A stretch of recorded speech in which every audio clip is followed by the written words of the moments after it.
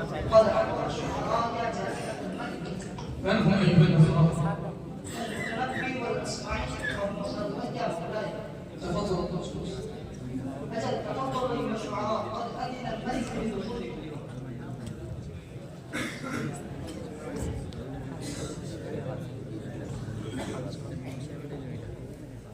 تفضل الجلوس.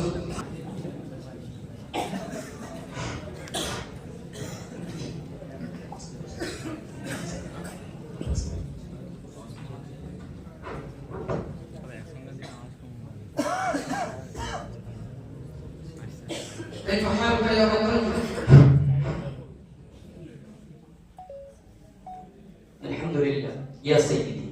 وأنت اسمعني كيف حالك؟ الحمد لله على كل حال يا مولاي. وابن خلبان الحمد لله على كل حال. ماذا ستصنع اليوم يوم ذلك يا رجل؟ حسن، إذا هي 5 قبيلات.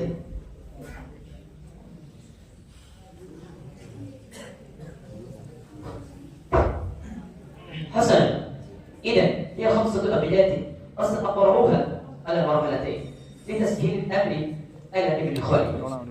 متى تزور قوم من تهب زيارتها لا يتحفوك بغير البيض والأسد، والهجر أقدر لي مما أراقب، أنا الغريب فما خوفي من البلد.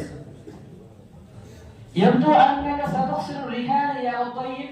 متى تزور قوم من تهوي زيارتها لا يتحفوك بغير البيض والأسد، والهجر أقدر لي مما أراقبه، أنا الغريب فما خوفي من البلد. هذه بقية الأبيات يا الطيب.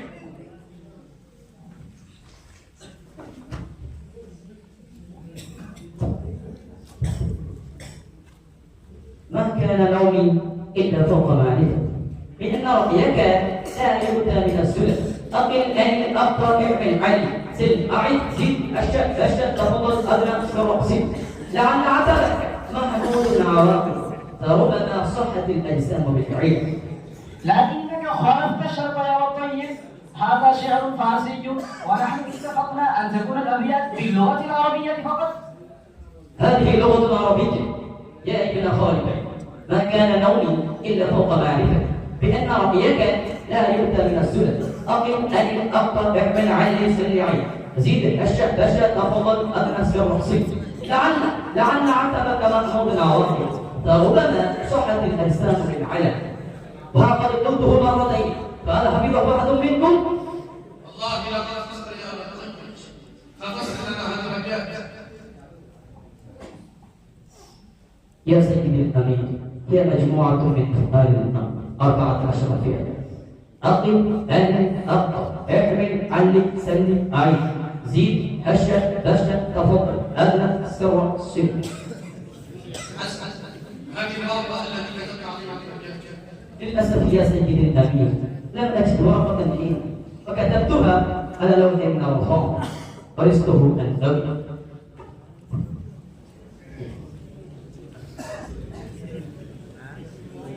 ما هو يا الطيب؟ هذا لا يكفي كل ما في أصل الدولة من الأهل، ولكنك كلما وردته من الأهل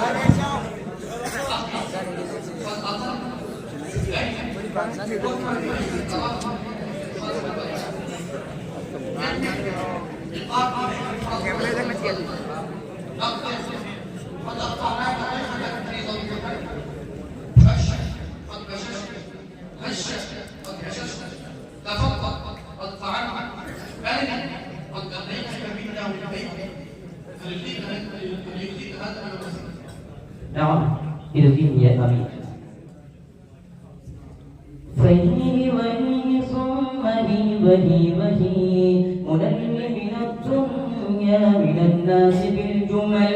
ألا لا لا إلا لآبائنا مثل ولا لا إلا لآلاء من رحل.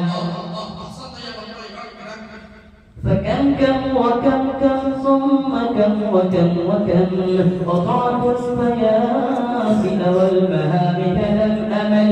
فكاف وكف كاف وكف وفي بكفي وكاف كفوف الوثق من كفك انهمل فلولا ولولا ثم لو فنادى سلمى مغلب لم أمل وعن ثم عن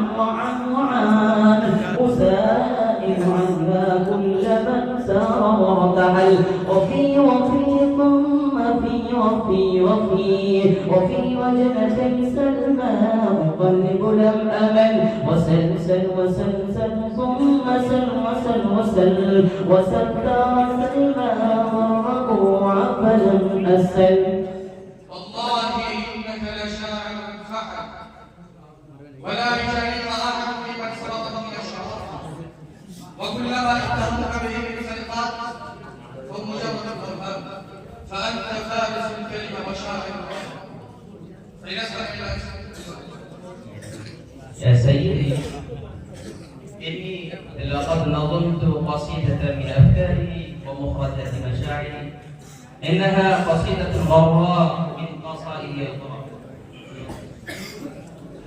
صوت صفير البلبل هيج قلبي الثمين الماء والزهر معا مع زهر لحظ المقل وأنت يا سيد لي وسيدي ومولى لي فكم تيمني غزيل عقيقا قطفته من وجنة من لحم وطي الخدر فقال لا وقد غدا مهربلي فقلت لا تولبلي وبين اللؤلؤ لي قالت له حين كذا انهب ودق النقل شممتها بأنفي أسكى من القرنفل في وسط بستان حلي بالزهر والسرور لي والعود دندن لي والطبل طبطب لي طبطب لي والسقف صقصق لي والرقص قطاب لي شوى وشاهش على حمار أهزل يمشي على ثلاثة كمشية العنجل والناس ترجم جملي في السوق بالقلقلة لكن مشيت هاربا من خشية مبجل يبلوني بقلعة يمرق الدمدمل أجر فيها ماشيا مبغضدا للذكر أنا الأديب والأسمعي في حي أرض موصل نظمت قطعا زخرفت يعجز عنها الأدب لي أقول في مطلعها صوت صفير البلبل. نعم يا مولاي ما رغيب في هذه القصيدة هل سمعتها؟ لا والله ما سمعت أخي أسمعي على الورقة التي تكتب عن هذه الأبيات يا مولاي فإني لم أكتب قصيدتي على وقت إذا على ماذا كتبت؟ بل ورثت قصيدتي عن أبي عمود الرخاء. عمود الرخاء أسمعي؟ نعم أيها الوزير أسمعي على قصيدة إن فعلنا ذلك فنترك ذلك من قول يا مولاي. إذا ماذا نفعل؟ يفرغ بيت المال من أموال المسلمين يا مولاي. لا أرضى بذلك لكن أتنازل عن حقي بشرط أن تعطي الشعراء حقهم في قولهم ومنشورهم. نعم أيها الوزير قد رضيت بذلك ولكل شاعر ترتيب كتابا في كله وكل صورة تحت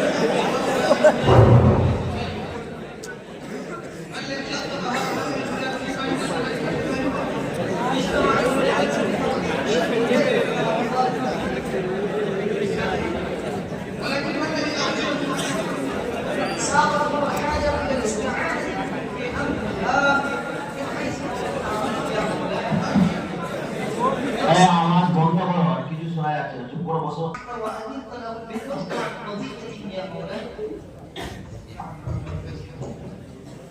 هذا وليمة أمريكا، أنا وليمته. ويا المسلمين السلام عليكم.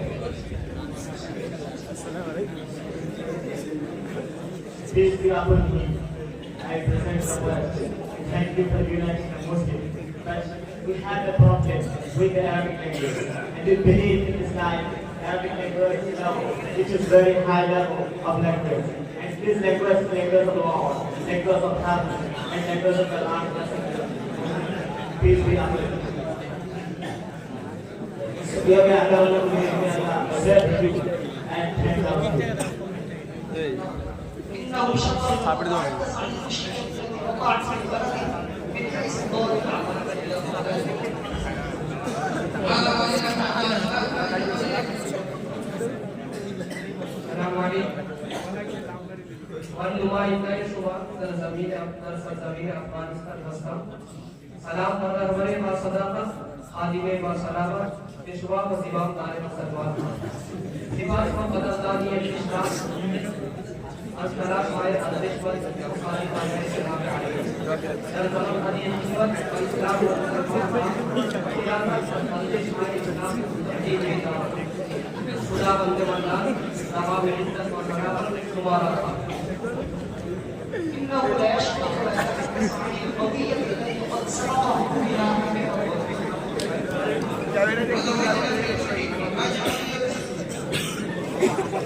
استجاب العلم إلى ثلاثة بلا تركية تمثيل الإسلام. الإسلام المدين برون الله يسلم بشر بلاد يا ناس يمكن تستسلم تشخص أعداس. أنا أرى جالي زين يقول فنصت أن لا شيء هذا وليمة مسلم، غير وليمته.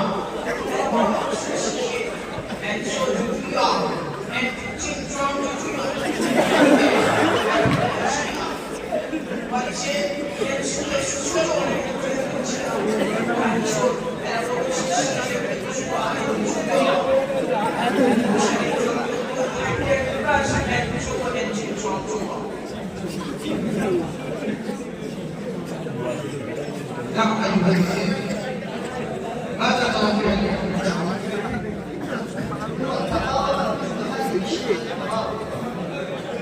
وهذا اجتماع اليوم جميع الوزراء ويتمسكون لو لم تكن الأمريكا ربما تفاضلت وقضت على المسمع والحمد لله.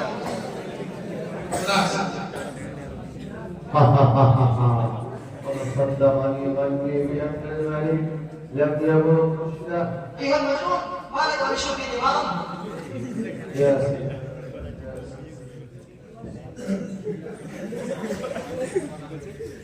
على رسلك يا رجل، تكلم لا تريد أن تخوضهم في مجلسك، تكلم أيها. كيف تكون اللغة العربية لغة العالم وقد شكر عن اللغات الأجنبية على اللغة وامتثال اللغة العربية اللغة الفصحى وقد إكرام اللغة البلبلية والإنجليزية ما لا نستطيع أن نفعل أيها البلاد.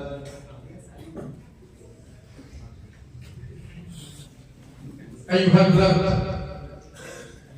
ربنا واحد ولغتنا هي لغة القرآن الخالدة، وهذه التحائف التي بها قيام الأمة الإسلامية، والبلاد التي فتحها آباؤنا وأجدادنا تحولت لغاتهم من اللغة العربية كمصر والمغرب والعراق والشام وتونس، فصارت على الأمة شرقا وغربا.